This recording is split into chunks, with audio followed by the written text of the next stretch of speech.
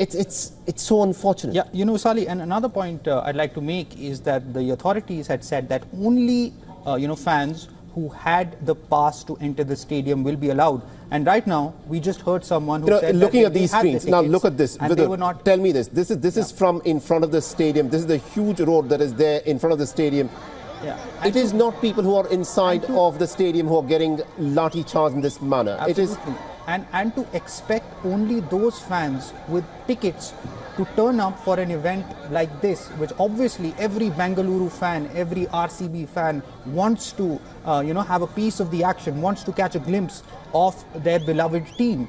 So obviously, we right now don't have the confirmation on the number of tickets that were sold for this event, but obviously a lot more people turned up, and to expect only those people with tickets to turn up for a celebration event like this is naive, to say the least, when it comes to the authorities. It smacks of indifference. It's not just naive, it's like expecting that people will come. Yes, a few thousand will come, they'll gather and they'll just go home. But that's not what happens when you have events of this magnitude.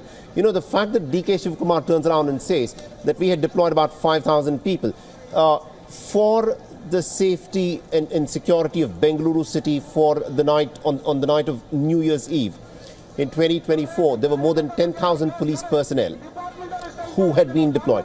The fact that this was going to be a massive celebration, this was going to be a celebration that has not been witnessed in Bengaluru in many, many years. For DK Shivkumar to turn up and say that, listen, we did our best, this is all that we could do, just does not cut it. These are incidents which speak about how well a city is prepared, and it damages the image of Bengaluru. Absolutely. And also, I'd like to make this point that the fact that Siddharth MP mentioned this, the fact that the ceremony took place, the celebration ceremony inside the stadium went on as planned. Obviously, the players and the team management, remember, still no statement has come from the franchise, that is Royal Challengers Bengaluru, about the incident, about the Stampede-like situation that has occurred.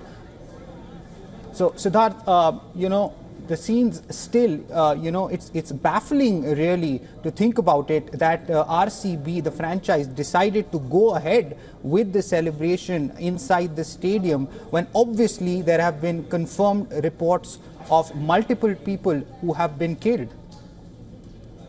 Indeed, criticism is mounting right now that it is insensitive of the team management to have continued with all the events and celebrations inside the stadium, and also the presence of the Deputy Chief Minister at that particular event is being pointed out as a major indication of the kind of insensitivity that is on blatant display, because primarily it is all known to everybody that such a tragedy has unfolded, and even after that, does this have to continue? Clearly, this is a complete contrast to the victory that was, there barely 24 hours ago, and right now we're having tragedy and, mourning and so on. So this is a really unfortunate situation that's unfolding, and, questions are being raised about the way this entire thing has been conducted, because looking at the proportion, there are at least 2.5 to 3 lakh people, 200,000 to almost 300,000 people that were expected along Bengaluru's roads. And that's also the broad estimate of the number of people that gathered today.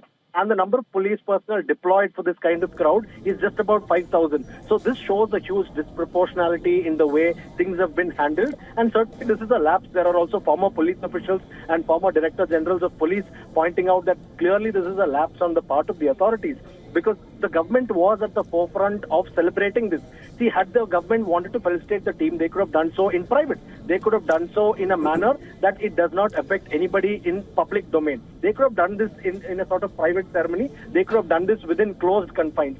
There was no need to announce of something like a roadshow or an open jeep rally along the roads and then going to the stadium. There was no need to announce this, because it is when the government is also whipping this up that naturally there's going to be additional frenzy coming in from the fan fraternity, and that's what has led to this. Had the government said that, okay, from our side we're going to just felicitate the players and the winning team, then that's going to be a private ceremony involving the government and the said cricket team. But if you involve the public like this, and make a grand spectacle out of it without making arrangements, then what happens is a recipe for disaster. And unfortunately, that's what we're having to contend with right now. We would have obviously hoped for things to have gone completely differently, but the reality on the ground is completely different. Outside, you're having people struggling for their lives and people battling for their lives in hospitals, people in morgues already, and inside the stadium the celebration is going on, indifferent to what's happening just barely outside, a couple of 100 meters outside the stadium. So this is a stark contrast that's available, and this is what is sort of jarring and painful to even describe.